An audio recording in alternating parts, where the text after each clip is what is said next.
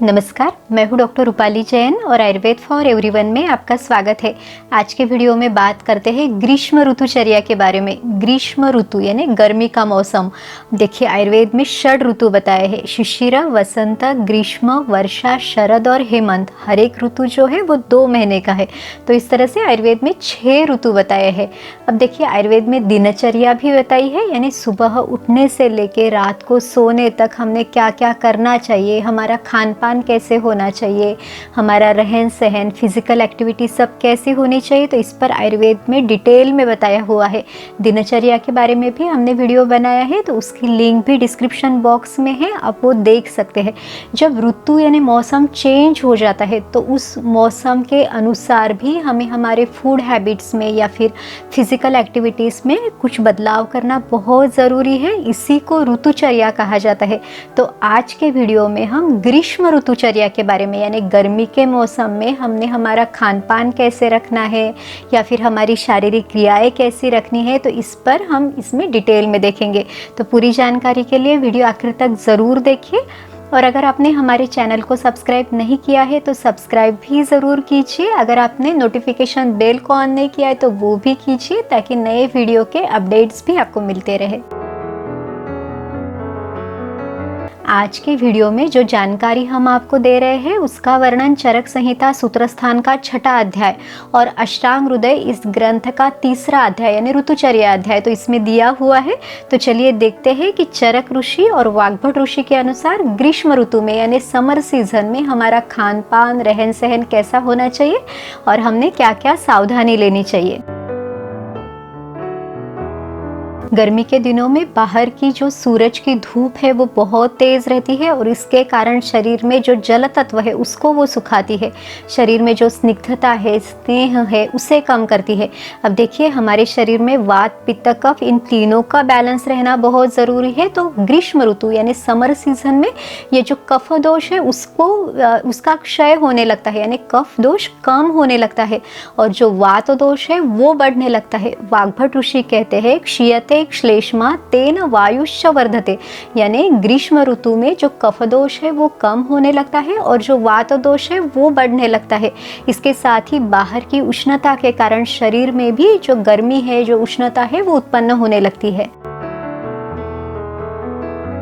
अब देखते हैं कि गर्मी के दिनों में आपका खान पान कैसे होना चाहिए। इसके बारे में आयुर्वेद में क्या बताया है, तो उन्होंने बताया है कि ये जो खाना है वो मधुर रस यानी मीठे स्वाद वाला होना चाहिए। हाँ, गर्मी के दिनों में आपके खाने में कुछ ना कुछ मीठा ज़रूर होना चाहिए। उसके साथ ही वो बताते हैं कि लघु हो, लघु यानी ये पचने में हल्का हो। फिर बताते हैं कि स्निग्ध हो, यानी उसमें स्निग्धता हो, जैसे हम लोग तेल डालते हैं या घी डालते हैं, तो ये आपके खाने में ज़रूर होना चाहिए। के साथ ही उसका शीतल गुण हो, यानी वो स्वभाव से ठंडा हो, उसकी जो तासीर है वो ठंडी हो और उसमें द्रवता हो, यानी जो लिक्विड कंटेंट है या जल तत्व है वो भी आपके खाने में होना चाहिए। तो इस तरह से खाना मीठा हो, स्निग्धता से भरपूर हो, उसका जो है वो पचने में हल्का हो और जो उसका ठंडा स्वभाव है वो हो और द्रवता यानी उसमें जल तत्व भी हो। तो इस तरह से गुण जिस खाने में है वो खाना अपने लेना है। अब देखिए, वो बताते हैं कि ये मीठा भी हो, स्निग्धता से भरपूर भी हो, लेकिन लघु हो यानी पचने में हल्का हो। जनरली जो मीठी चीज़ें रहती है वो तो पचने में हेवी रहती है, या फिर जिसमें तेल या घी है वो भी पचने में हेवी होती है। तो फिर इसे हल्का कैसे बनाया जाए, तो इसे हमने भरपेट नहीं खाना है, यानी पूरा पेट भर के नहीं खाना है, तो कम क्वांटिटी में लेना है, यानी जब आप ये खाना खाओगे तो जल्दी से फिर इसका पचन हो सके। आप खाने में चावल का इस्तेमाल कर सकते हैं। इस ऋतु में चावल का इस्तेमाल करने के लिए बताया है। आयुर्वेद में शाली चावल का वर्णन हमें मिलता है, लेकिन आप जहाँ रहते हैं आपके आसपास जो भी चावल उगता है वो आपके लिए अच्छा है, तो उस चावल का आप इस्तेमाल कर सकते हैं। अब देखिए, चावल जब हम पकाते हैं तो सिर्फ उसे प्रेशर कुकर में नहीं पकाना है, तो ऊपर पकाना है, वो चावल हमारे लिए अच्छे है। चावल की खीर भी आप बना के ले सकते हैं, उसमें मिश्री है, दूध है, वो सब डाल के आप इसका भी सेवन कर सकते हैं। क्योंकि इस ऋतु में तो मीठा खाने के लिए ही बताया है। इसके साथ ही जो गेहूं की रोटी है वो भी आप ले सकते हैं। दालों में जो मूंग की दाल है वो सबसे अच्छी है, पथ्यकर है। आपने इस सीज़न में उड़द की दाल जो है, उड़द को हो सके तो अवॉइड करना है। हाँ, अरहर की दाल या फिर जैसे मसूर की दाल आप थोड़ी क्वांटिटी में ले सकते हैं, लेकिन सबसे अच्छी जो दाल है वो है मूंग की दाल। सब्जियों में आप जैसे लौकी है या फिर खीरा है, ककड़ी है, कुष्मांड यानी जो पम्पकिन है उसका सेवन आप कर सकते हैं। जो हरे पत्ते वाली सब्जियां हैं उसमें जैसे मेथी या सरसों, इसको कम इस्तेमाल करना है, क्योंकि ये जो सब्जियां हैं ये शरीर में पित्त को बढ़ाती है और यहाँ तक कि कभी कभी वात दोष को भी बढ़ा सकती है। तो इनको थोड़ा सा अवॉइड करना है। खाने में घी का इस्तेमाल ज़रूर करना है। जो घी है वो शरीर में वात और पित्त इनको कम करने में मदद करता है। शरीर में जो उष्णता है, जो गर्मी है, उसे कम करने में मदद करता है। जो खाने का जो पचन है उसको इम्प्रूव करता है। तो घी का प्रयोग ज़रूर करना है। यहाँ तक कि सब्जियों को छोंका देने के लिए भी आप घी का इस्तेमाल कर सकते हैं। इस ऋतु में दूध का सेवन भी करने के लिए बताया है। अब देखिए, आयुर्वेद में जनरली गाय का दूध हमेशा पीने के लिए बताया जाता है, लेकिन ग्रीष्म ऋतु में उन्होंने भैंस का दूध भी यहाँ पे पीने के लिए बताया है। वो भी रात को भी आप भैंस का दूध उसमें मिश्री डाल के आप ले सकते हो, और इसका भी प्रॉपर विधि उन्होंने बताया है कि रात को आप ये भैंस का दूध जो है वो चंद्रमा की शीतल चांदनी में रख के फिर उसमें मिश्री मिला के आप उस दूध का सेवन कर सकते हैं। तो इस तरह से इस ऋतु में आप दूध ले सकते हैं। सिर्फ हाँ, आपको अगर दूध पीने की आदत नहीं है या आप दूध को अगर नहीं पचा सकते तो थोड़ा सा संभाल के लेना है। आप जितना अच्छे से पचा सकते हैं उतनी ही क्वांटिटी में आपने इसे लेना है। गर्मी के दिनों में सत्तू भी आप ले सकते हैं, ये भी बहुत अच्छा है। सत्तू में थोड़ा सा जो मटके का ठंडा पानी है वो मिला के उसमें मिश्री डाल के थोड़ा सा घी डाल के इसको थोड़ा पतला बना के आप गर्मियों में ले सकते हैं। ये एक बहुत अच्छा यानी खान पान की सबसे अच्छी चीज़ है, क्योंकि ये आपके शरीर में जो गर्मी बढ़ी हुई है उसको कम करेगा, जो वातदोष बढ़ रहा है उसको कम करेगा और इंस्टेंट एनर्जी देने का भी काम करेगा। तो सत्तू का सेवन आप ज़रूर कर सकते हैं। इसके साथ ही जो खजूर है वो आप ले सकते हैं। जो काला मुनक्का है वो भी बहुत अच्छा है।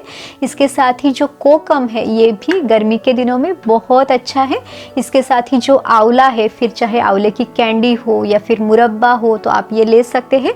ये जो खजूर, काला मुनक्का, कोकम और आंवला है, इनसे बना जो खरजूर आदि मंथ है ये भी गर्मी के दिनों में एक बहुत अच्छा यानी आप इसे एनर्जी ड्रिंक कह सकते हैं। तो इसे कैसे बनाना है वो भी हम आने वाले वीडियो में देखेंगे। तो ये भी एक बहुत ही टेस्टी रेसिपी है और बहुत ही आसानी से भी बन जाती है।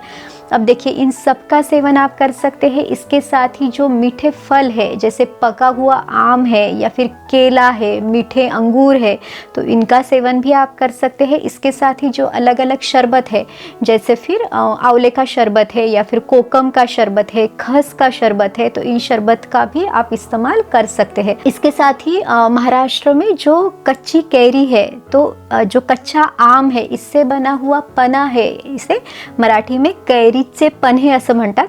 तर यानी कच्चे आम का जो पना है इसका सेवन भी महाराष्ट्र में कॉमनली किया जाता है। तो ये भी गर्मी के दिनों में एक बहुत अच्छी रेसिपी है। अब देखते हैं कि गर्मी के दिनों में कौन सी चीज़ें हमने नहीं खानी है। तो आयुर्वेद में बताया है कि जो लवण रस है या जो कटु रस है, अम्ल रस है, उससे प्रधान चीज़ें यानी जिसमें ये जो स्वाद है ये बहुत ज़्यादा है, तो वो चीज़ें हमने नहीं लेनी है या कम लेनी है। तो ये कौन सी है? तो लवण रस यानी जो नमकीन चीज़ें हैं जिसमें जो खारा स्वाद जो है तो वो बहुत ज़्यादा है, तो वो कम लेनी है। या फिर जिसमें खटास बहुत ज़्यादा है, खट्टी है, वो कम लेनी है। या फिर जो तीखा है वो हमने कम लेना है, क्योंकि ये सभी चीज़ें हैं वो शरीर में उष्णता को उत्पन्न करती है, तो इन्हें कम लेना है। अब देखिए, आयुर्वेद में वैसे तो 6 रस लेने के लिए बताए हैं, तो उनका बैलेंस होना ज़रूरी है, लेकिन ऋतु के हिसाब से भी कौन से स्वाद हमने लेने चाहिए और किन स्वादों को कम करना चाहिए तो ये बताया है, तो इसलिए इनका बैलेंस रखना ज़रूरी है। तो अब देखिए, पहले हमने जो बताया कि जो खट्टी चीज़ें हैं जैसे कोकम है या फिर जैसे काला मुनक्का है, तो ये लेना है। अब हम बता रहे हैं कि खट्टा नहीं लेना है। अब देखिए, ये जब लिया जाता है तो इसमें साथ में मीठा स्वाद भी है, तो इस खट्टेपन को ये बैलेंस करता है, तो इसलिए आप इसे ले सकते हैं। ये आपके पित्त को नहीं बढ़ाएगा, क्योंकि ये चीज़ें पित्त को कम करने वाली है, तो इसलिए इनसे हमें बैलेंस मिल सकता है। साथ ही में हमने जैसे बाहर का जो तला भुना वो चीज़ें हैं, या जैसे नमकीन है या फिर पैकेट में बंद चीज़ें हैं, हाँ, तो इन सभी चीज़ों को हमने अवॉइड करना है। और घर का जो है, यानी हमने पहले भी जो देखा, तो घर का बना हुआ सब कुछ जो है, दाल चावल सब्ज़ी रोटी घी, ये सब आप ले सकते हैं। रसोई में हम जो मसाले यूज़ करते हैं, इसका इस्तेमाल भी ग्रीष्म ऋतु में यानी गर्मी के मौसम में थोड़ा सा संभाल के करना है। फिर जैसे काली मिर्च है या फिर अजवाइन है, पिपली है, तो ये गरम है तो इनका कम से कम इस्तेमाल करना है। लेकिन धनिया जैसे मसाले हैं उनका इस्तेमाल आप कर सकते हैं। इसके साथ ही जो दही है, वो उसकी जो तासीर है वो गर्म है, उसे उष्णवीर्य कहा गया है, तो दही का सेवन नहीं करना है।